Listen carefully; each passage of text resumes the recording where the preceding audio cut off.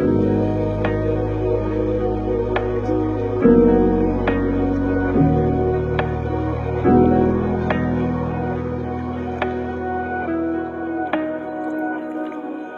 vídeo anterior, nós vimos as razões das tristezas de Jesus Cristo.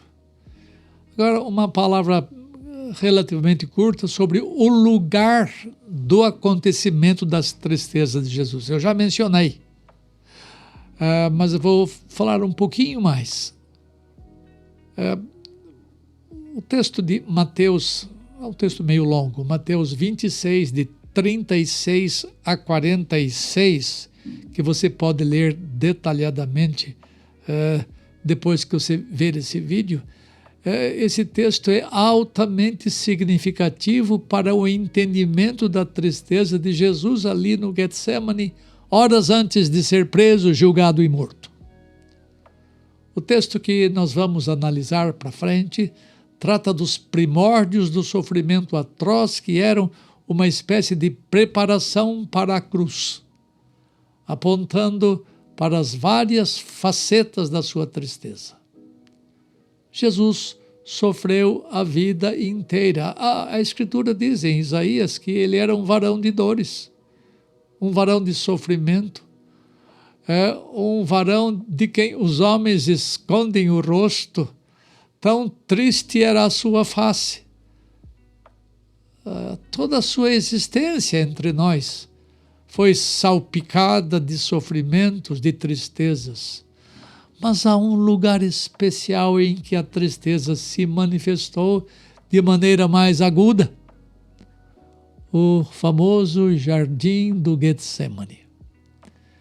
Veja Mateus 6, versos 36 e 37. Em seguida, foi Jesus com eles a um lugar chamado Getsemane. E disse a seus discípulos: assentai-vos aqui, enquanto eu vou ali orar. E levando consigo a Pedro e aos 2 filhos de Zebedeu, e começou a entristecer-se e a angustiar-se. A angústia é um outro sofrimento muito desagradável que vamos ver logo adiante. Por enquanto estamos somente na tristeza, no lugar da tristeza. Com toda probabilidade, o nome Getsemane foi dado a um jardim no princípio da elevação do Monte das Oliveiras. Foi chamado Getsemane por causa do monte cheio de oliveiras. Ainda há algumas oliveiras muito antigas ali, que segundo alguns devem ter sido testemunhas dos acontecimentos da manifestação da tristeza de Jesus. Eu estive em Jerusalém, estive ali no Monte das Oliveiras e realmente tem árvores antiquíssimas. Nós não podemos afirmar com certeza que elas foram nascidas ou plantadas e crescidas no tempo de Jesus ou antes de Jesus. Mas de qualquer forma, elas são muito antigas. Elas duram séculos. E esse Monte das Oliveiras era muito conhecido de Jesus e de seus discípulos. Está em João 18, 2. Pois para ali Jesus se dirigiu várias vezes. Era uma espécie de refúgio onde ele gastava tempo em oração. Nos versos 36 e 37 é dito que ele disse aos discípulos: assentai-vos aqui enquanto eu vou ali orar. E levou 3 pessoas como testemunhas do seu sofrimento. Os romanos tinham o hábito de terem jardins para os mais diversos propósitos, mas o do Getsemane serviu a propósitos nobilíssimos. Não sabemos a que família pertencia o jardim do Getsemane, mas de qualquer forma sabemos que esse dono foi extremamente útil, porque serviu a Jesus Cristo em suas horas da mais profunda tristeza. O texto de Mateus é inigualável em sua descrição da tristeza passada no jardim. Ali no jardim a tristeza chegou ao seu ápice, tristeza que nenhum outro ser humano conheceu. Nenhum outro tipo de sofrimento é comparável ao que se deu ali no Getsemane, narrado no texto mencionado anteriormente. A tristeza dele foi alguma coisa que era acúmulo de tantas coisas que aconteceram no decorrer dos seus últimos dias de vida entre nós. Então, o lugar de sofrimento é o Getsemane, é o lugar de dor. Até hoje, por aí, até aqui em São Paulo, tem cemitérios, lugar de tristeza, de choro. Tem o cemitério do Getsemane, não é propaganda, e nem quero que você morra e seja enterrado lá, mas Getsemane é sempre lugar de dor, de tristeza, de choro, de traição, de prisão, de violência dos homens com ele e assim por diante. Então, ele levou testemunhas do seu sofrimento, testemunhas da sua tristeza. Então, nós vamos falar rapidamente sobre as testemunhas da tristeza de Jesus. O verso de Mateus 26, 37 diz assim: levando consigo a Pedro e aos 2 filhos de Zebedeu, começou a entristecer-se e a angustiar-se. Jesus Cristo veio com todos os seus discípulos até a entrada do Getsemane e os deixou a todos, exceto Pedro, Tiago e João, na entrada do jardim. Provavelmente os outros discípulos tenham ficado na entrada do jardim com a responsabilidade de ficarem sentados enquanto ele haveria de entrar no jardim para orar. Mateus 26, 37 diz que Jesus levou consigo a Pedro e os 2 filhos de Zebedeu, que eram Tiago e João. E ali começou-se a entristecer-se e a angustiar-se. Essas 3 testemunhas participaram dos momentos mais tristes de Jesus, porque Jesus quis que eles partilhassem de seu profundo momento de tristeza. Por que Jesus teria escolhido os 3 para ficarem com ele em oração no interior do jardim? Talvez a maneira mais equilibrada de responder a essa pergunta seja o conceito de escolha. Há alguns elementos que devem ser levados em conta.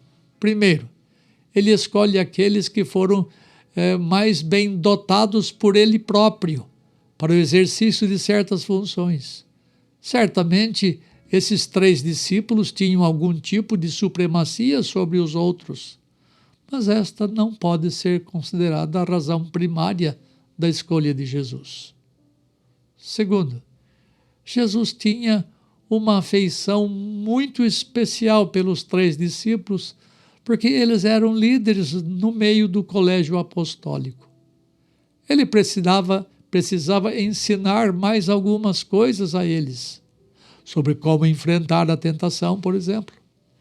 E ele não ensinou isso aos outros que ficaram fora do jardim. Por causa da liderança deles, eles seriam os responsáveis por comunicarem o que vieram a aprender naquela hora, comunicar aos outros discípulos. Todavia, esta também não é a razão principal de Jesus ao escolhê-los. Terceiro, Jesus tinha uma afeição especial por esses discípulos porque eles mostravam simpatia e companheirismo com ele. Eles lhe davam suporte nas suas necessidades. Afinal de contas, eles estavam acompanhando o Redentor até muito tarde da noite. Eles não mediam esforços para estar com o seu mestre, ainda que o cansaço os tenha abatido. Há um sentido em que esta argumentação é verdade, mas não podemos crer que essa seja a razão primária da escolha de Jesus com relação a eles.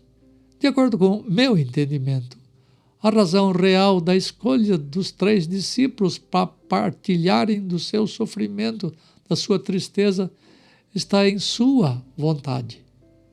Esta está sempre acima de todos os motivos possivelmente encontrados nos homens.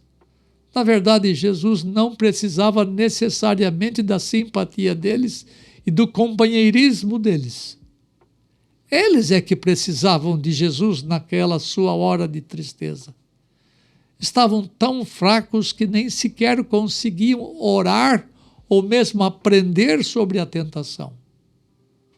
Portanto, a razão da escolha de Jesus não está neles próprios, mas no amor de Jesus por eles, em querer que eles crescessem naquela hora de profunda tristeza do seu Senhor e Mestre.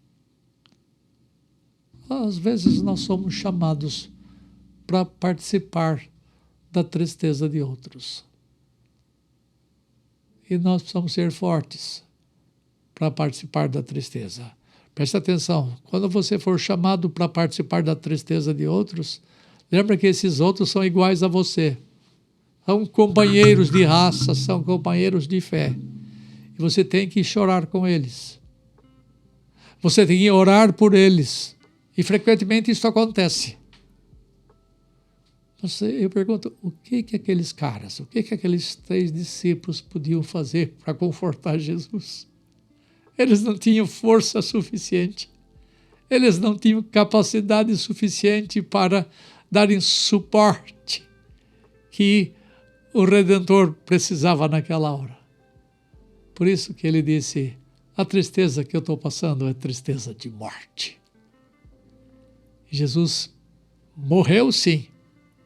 A tristeza é parte da razão da morte de Jesus. Mas os discípulos não fizeram nada. Que tristeza ver homens de tamanho calibre como eles se esconderem, dormirem na hora H, quando Jesus precisava do suporte deles. Na verdade, Jesus queria, não que ele tivesse necessidade.